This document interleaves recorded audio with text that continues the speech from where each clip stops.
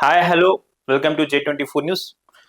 సిజేఐగా justice Suryakant, ప్రమాణం చేయించిన రాష్ట్రపతి ద్రౌపది ముర్ము, హాజరైన ఉపరాష్ట్రపతి రాధాకృష్ణన్, ప్రధాని మోడీ, తెలంగాణ సీఎం రేవంత్ రెడ్డి. 7 దేశాల ప్రధాన న్యాయమూర్తుల రాక తొలి రోజే 17 కేసులు విచారించిన సిజేఐగా నిన్న జస్టిస్ సూర్యకాంత్ గారు ప్రమాణం చేశారంట. ప్రమాణం చేయించారు రాష్ట్రపతి ద్రౌపది ముర్ము గారు, ఉపరాష్ట్రపతి రాధాకృష్ణన్ మరియు ప్రధాని మోడీ దీనికి హాజరయ్యారు. అదేవిధంగా తెలంగాణ ముఖ్యమంత్రి రేవంత్ రెడ్డి గారు హాజరయ్యారు. 7 దేశాల ప్రధాన న్యాయమూర్తులు కూడా ఈ యొక్క ప్రమాణ స్వీకార కార్యక్రమానికి వచ్చారు. అదేవిధంగా తొలి రోజు జస్టిస్ సూర్యకాంత్ గారు 17 కేసులను విచారించారంట. దీంతో పాటు ఢిల్లీకి నోయిడా ఎలాగో తెలంగాణకు కొడంగల్ అట్లా చేస్తానని రేవంత్ రెడ్డి గారు చెప్పారంట. అంతర్జాతీయ స్థాయిలో లగచర్ల పారిశ్రామిక వాడ, మహిళల ఉత్పత్తుల విక్రయానికి అమెజాన్ తో సంప్రదింపులు, కొడంగల్ సభలో CM Revanth Reddy. Centralise community kitchen కి నిర్మాణానికి భూమి పూజ, నియోపోలిస్ 137 కోట్లు, హెచ్ఎండిఏ వేలంలో ఎకరాకు రికార్డు ధర. రంగారెడ్డి జిల్లా గండిపేట మండలం కోకాపేటలో అంటే కోట్లు వాలుతున్నాయి. సోమవారం హైదరాబాద్ మహాన అభివృద్ధి సంస్థ హెచ్ఎండిఏ ఆధ్వర్యంలో కోకాపేటలోని నియోపోలిస్ లేఅవుట్ లో నిర్వహించిన ఈ వేలంలో ఎకరం 137.25 కోట్ల రికార్డు ధర పలికింది. 2,239,240 సర్వే నంబర్లలో 17-18 ప్లాట్లోని బహుళ వినియోగ జోన్లో మొత్తం 9.90 ఎకరాలను అధికారులు ఈ వేలం ద్వారా విక్రయించారు. ఎకరాకు సర్కారు ధర 99 కోట్లుగా నిర్ణయించారు. పంచాయతీకి వేలాయ అనే వార్తతో ఈనాడులో వార్తలు రాశారు. రాష్ట్ర ఎన్నికల సంఘం సన్నాహాలు, నేడు హైకోర్టులో జరిగే పరిణామాలే కీలకం. రాష్ట్రంలో పంచాయతీ ఎన్నికల నిర్వహణకు షెడ్యూల్ నోటిఫికేషన్ జారీకి రంగం సిద్ధమైంది. 31 జిల్లాల్లోని 545 గ్రామీణ మండలాల్లోని 12,760 పంచాయతీలు, 1,13,534 వార్డులో నోటిఫికేషన్ జారీ కానుంది.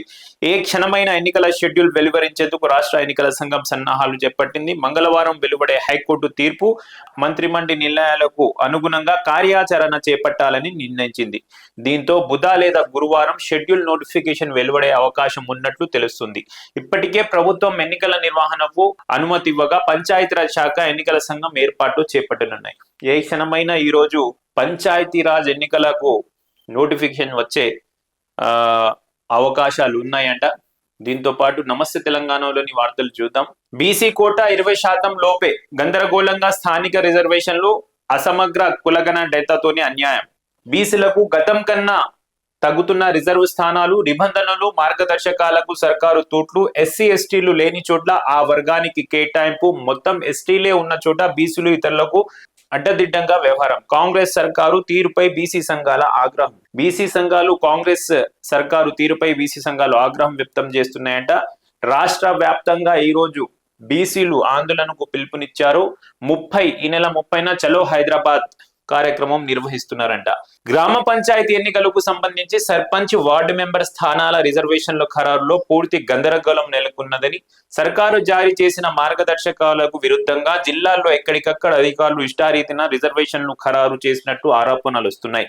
ఎస్సీ ఎస్టీలు ఒక్కరూ లేని చోట కూడా ఆ వర్గాలకు స్థానికులు రిజర్వ్ చేయడం, పూర్తిగా ఎస్టీలే ఉన్న చోట ఇతర వర్గాలకు రిజర్వ్ చేయడమే అందుకు నిదర్శనం. రాష్ట్రంలో స్థానిక సంస్థల ఎన్నికలకు సంబంధించి 50% మించకుండా ఎస్సీ ఎస్టీ బీసీలకు రిజర్వేషన్లు ఖరారు చేయాలని రాష్ట్ర ప్రభుత్వం ఇటీవలే జీవో 46ను విడుదల చేసింది. సర్పంచ్ స్థానాలకు ఆర్డీఓలు, వార్డు మెంబర్ స్థానాలకు ఎంపీడీఓలు రిజర్వేషన్లు ఖరారు చేయాల్సి ఉన్నది. రిజర్వేషన్లతో ఏ ప్రాతిపాదికగా నిర్ణయించాలో సర్కారు మార్గదర్శకాలలో పేర్కొన్నది. జనాభా దామాషా ప్రకారం తొలుత ఎస్టీ, ఎస్సీ, బీసీ, తదుపరి మహిళా స్థానాలకు ఖరారు చేసి ఉన్నది. ఆయా స్థానాలకు అనుగుణంగా గ్రామం, మండలం, జిల్లా, ఆపై రాష్ట్రం యూనిట్ గా నిర్దేశిత కోటా ప్రకారం స్థానాలను రిజర్వ్ చేయాల్సి ఉంటుంది. సగం కంటే ఎక్కువ ఏ జనాభా ఉంటే ఆ వర్గానికి మొదటి ప్రాధాన్యంగా స్థానాలను రిజర్వ్ చేస్తూ వెళ్తుంటారు. ఈ ఆయా స్థానాల రిజర్వేషన్లకు అనుసరించే ప్రక్రియ. సో ఆ ప్రక్రియ బీసీ 42% ఇస్తున్నారు, కానీ ఇప్పుడు చెప్పినట్టుగా చెయ్యకుండా 40% నుంచి 20% లోపే బీసీ రిజర్వేషన్లు వస్తున్నాయి అని నమస్తే తెలంగాణలో వార్త రాశారు. చట్టబద్ధత లేకుండా ఈ యొక్క రిజర్వేషన్లు చేస్తున్నారు అనేది ఆరోపిస్తున్నాయి బీసీ సంఘాలు. బీసీ రిజర్వేషన్లపై కాంగ్రెస్ కుట్రలు చేస్తున్నాయని నిన్న తెలంగాణ భవన్లోని మీడియాతో ప్రెస్ మీట్ నిర్వహించారు. తెలంగాణ భవన్ లో మీడియాతో మాట్లాడుతున్న శాసన మండలి విపక్ష నేత ఎస్ మధుసూదనాచారి, వద్దిరాజు రవిచంద్ర, మాజీ మంత్రులు శ్రీనివాస్ గౌడ్, జోగు రామన్న, శాసన మండలి డిప్యూటీ చైర్మన్ బండా ప్రకాష్, తులా ఉమ జీవో 46 జారీ చేసి నీళ్లు చల్లిన ప్రభుత్వం, తప్పులపై తప్పులు చేసి చేతులెత్తేసిన సర్కారు, కాంగ్రెస్ మోసాలను ఎండగడతాం, శాసన మండలి డిప్యూటీ చైర్మన్ బండా ప్రకాష్ ఆగ్రహం, బీసీలంటే కాంగ్రెస్ కు అలుసు అని సిరికొండ చెప్పారంట.